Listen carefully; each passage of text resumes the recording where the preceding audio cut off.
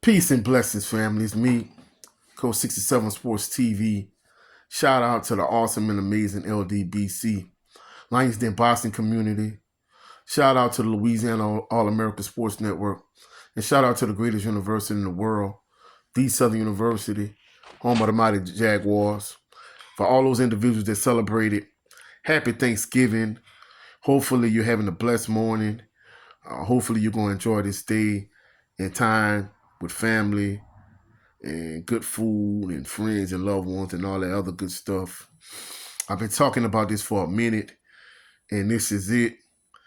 This is my pound for pound top 10 fighters in the sport of boxing.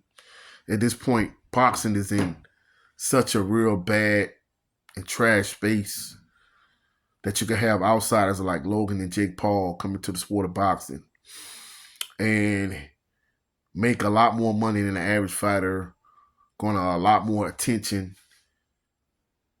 from a media perspective than a lot of other fighters. I mean, and it's sad. I mean, I know a lot of people don't want to admit it, but for Jake Paul to get a fight against a faded legend like Mike Tyson and basically give him $20 million for his time and then get beat up for 7.5 rounds.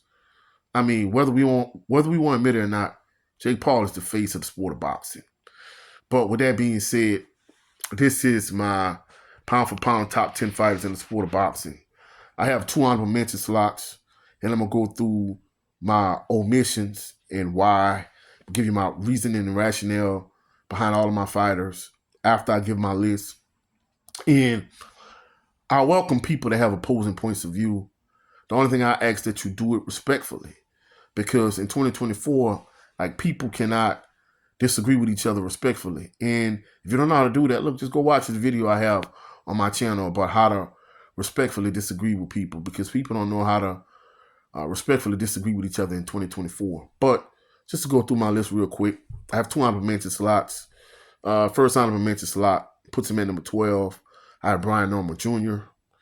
Then at the number 11 spot, I have Jerron Boots Ennis. Number 10 spot, I have Tank Davis. Number 9, I have Shakur Stevenson. Number 8, I have Errol Spence Jr. Number 7, I have David Benavidez. Number 6, I have Jamel Charlo. Number 5, I have Artur Beterbiev. Number 4, I have Dimitri Bivol. Number 3, I have Devin the Dream Haney. Number 2, I have Alexander Usyk. And at the number 1 spot, I have Terrence Bud Crawford. Now, I know some people are going to talk about my omissions. And, of course, I have some omissions. This is my omissions list. Of course, first and foremost, Ryan Garcia, he's not anywhere near close to my top 10. Of course, he's a racist. He's a scumbag piece of trash. But even with that being said, I think he's a hype job. I think he's an overrated fighter. People talk about how he beat Devin the Dream Haney, which he did. He cheated him. He came in overweight, and he used PEDs. But people don't really seem to care, because for whatever reason, they have this strong dislike and disdain for Bill and Devin Haney. For whatever reason, I don't know. Like, literally, Bill Haney is one of the nicest people I've met in life. And I don't understand why they have this disdain towards him. I mean, I don't know. Anyway, of course, Telefemale Lopez, he another one. In my opinion, I think he got a few gift decisions. I don't think he's that good. You know, my brother Jay Good pointed this out. And, you know, he talked about it on X.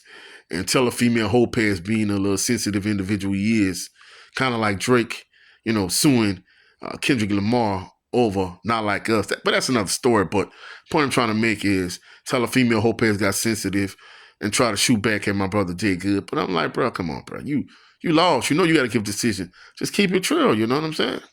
Just be honest with yourself. Be real. But, you know, whatever. And then, of course, let's see how I take Lomachenko. I know how people still got him in their top 10 pound for pound. Just like I didn't understand how they had him over Andre Ward and Terrence Bud Crawford when he had less than 10 fights and one unavenged loss on his record. It's like, come on, man. Like, be realistic, man. Anyways, Saul Canelo Alvarez, he's not on my list either. He a drug cheat. He a cherry pick. He a duck. He not on my list. And, of course, the 2 biggest omissions that people probably going to talk about is Nano Monster Inoue and Jesse Bam Rodriguez. The reason why I don't have Monster Inoue and Jesse Bam Rodriguez on my list, it's the same reason why uh, it's basically what I call it, the Roman Chocolatito Gonzalez effect. Roman Gonzalez Chocolatito, he was such a overhyped and overrated rated fighter pound for pound. HBO tried their best just to put Chocolatito number one pound for pound. When he actually did fight somebody with a pulse, he lost. And I think the thing about it is when fighters are below 126 pounds, only a couple pounds, like 3-4 pounds, separate these two divisions from each other. So you could jump from like 115 to 118 and 118 to 122. Like, there's not a whole lot of weight separating these weight classes. And not only that, these weight classes are so small in weight, there's no real competition. Until you get up to like 126, 130, really, 135, like you're not going to see like real good fighters in terms of the caliber competition. Now, historically, do I think Monster Inoue and Jesse Bam Rodriguez would be fighters like Eric Morales and no, I don't think they would beat Eric Morales. I don't think they would beat Marco Antonio Barrera, Prince Nassim Ahmed. I don't think they would beat like fighters of that ilk. So, even somebody like Monster Inoue, like they gave him so much credit for beating Cool Boy Steph. A lot of these people didn't have Cool Boy Steph in their top 10 pound for pound. So how he gonna get so much credit for beating Cool Boy Steph and you didn't even give Cool Boy Steph for him being the fighter that he was? But how you gonna give him so much credit? You didn't have him in your top 10 pound for pound fighters. Let's be realistic. If Jesse Bam Rodriguez and Monster Inoue were two black dudes from Greenville, South Carolina, nobody would give a damn about them. And that's just the honest truth, whether people want to admit it or not. So at the end of the day, let's just be realistic. Race plays a huge role in, a lot of these rankings, whether people want to acknowledge them or admit it or not. Now, in terms of the pound for pound list, of course, I think Bud Crawford clearly is number one, without question. When it comes to Alexander Usyk, ordinarily I don't put heavyweights in my top 10 pound for pound, but he was undisputed at cruiserweight and he's the undisputed heavyweight champion. In terms of Devin the Dream Haney, people can say what they want. But Ryan Garcia, the scumbag piece of trash that he is, he used PEDs and he came in overweight. And as far as I'm concerned, they took the O off Devin Haney's record for a reason. He's undefeated. In my eyes, he was the undisputed champion at 135. It is what it is. Now, I know some people are going to be like, why is Dimitri Bivol over Austin Beterbiev? In my opinion, Bivol not only beat Canelo, but he beat Beterbiev. And in my eyes, he's the uncrowned, undisputed light heavyweight champion of the world. Of course, Beterbiev, was pushing for a fight with Jake Paul recently. He just expressed his interest in it. Charlo, I know some people are going to be like, well, why Charlo and Spence are still on your list? I mean, the sport is so slow right now. I really can't justify moving them off the list, even though both of them have been extremely inactive and haven't fought in a while. I think the fact that, fighters are just such ducks and cherry picks, they really don't fight nobody. That's why I can't justify moving them off my list, because there's nobody really replace them with, as far as I'm concerned. In terms of David Benavidez, in my opinion, I think David Benavidez really is the uncrowned super middleweight champion of the world. I think Canelo grew a pair and had some testicular fortitude and actually fought him.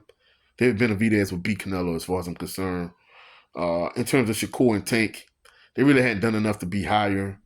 And I think Jerron Boots Ennis and Brian Norman Jr., they both have a lot of potential. I think they're the two best welterweights in the division. It would be good, if we could get an undisputed fight, between the two of them, and maybe we get a tournament with them and Stanionis and Mario Barrios, even though he didn't look that good on the Jake Paul, Mike Tyson undercard. He didn't look that good in my opinion. But if him and Stanionis and Brian Norman Jr. and Jerron Boots Ennis, if they could get a little tournament and get an undisputed champion, that's one thing that we had Don King. If Don King was in the sport of boxing right now, in terms of at the height of his superpowers, we would get that fight for undisputed. But it is what it is, and more than likely, He's probably going to move up to 154, which I think is a bad idea. But I think that's what Eddie Hearn wants. You know, it kind of is what it is. But this is my pound for pound top 10 fighters in the sport of boxing. If you find any value in this video, please like the video, share the video, comment in the comment section, subscribe to the channel, click the notification bell so you can be alerted anytime I post any new videos. Go check out my brother, Jared 11 Green, on his channel. He does a show every Sunday called the Southern Baller Show. Go check out my brother, Brent Box. He does a 20 by 20 series for all my LDBC family members. And go check out my brother, 7A Sports TV. He has 2 channels.